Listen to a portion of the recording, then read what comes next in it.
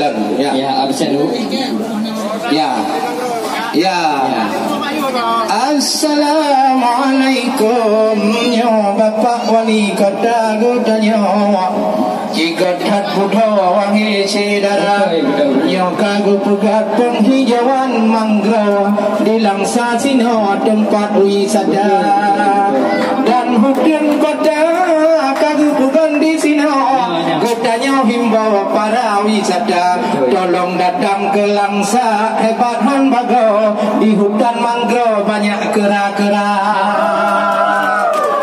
Apresiasi terima kasih kepada Bapak Gudanyo. Semoga Langsanyo menjadi pusat wisata budaya dan rumah-rumah Aceh berengan bago anak-anak Gudanyo ngat dituli rumah bangsa. Tak jauh Langsa troh hutan lindung urang merondron kenan troh dekat. Nyo Bapak Wali Kota memang tak gantung edengku ampun talu anu muda.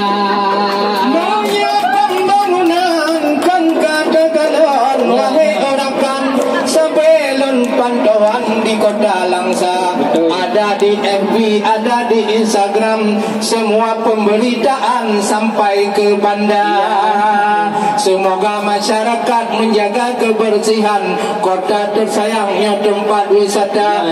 Baik awak-awak mekat boh bro bini jalan lagi nyaman jam hanagot gura. Terima kasih kepada Bapak Wali Kota tersayang dengan jajaran semua yang ada, juga Bapak Kapolres yang sudah kerja sama bidang keamanan. Semoga hari dan malam tidak ada narkoba. Amin, amin. Semoga dan juga TNI menjaga keutuhan banyak Pak kan? Ya penting harapan generasi muda dan supaya Langsa giat dalam pembangunan. Ini tujuan Bapak yang utama. Terima kasih Pak. Ya kami tiap malam di sini mungkin mempromosikan KWD.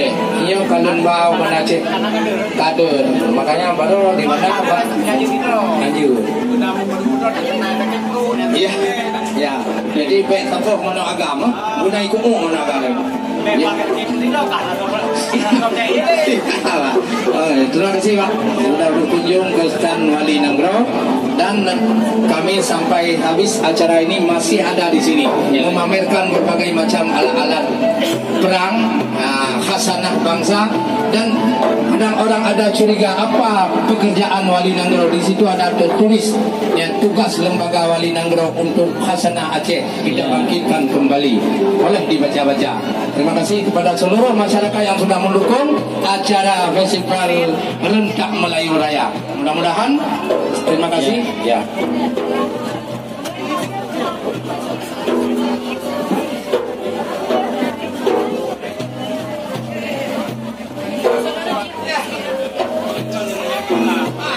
Aduh, yang aduh, itu semua, ano salah.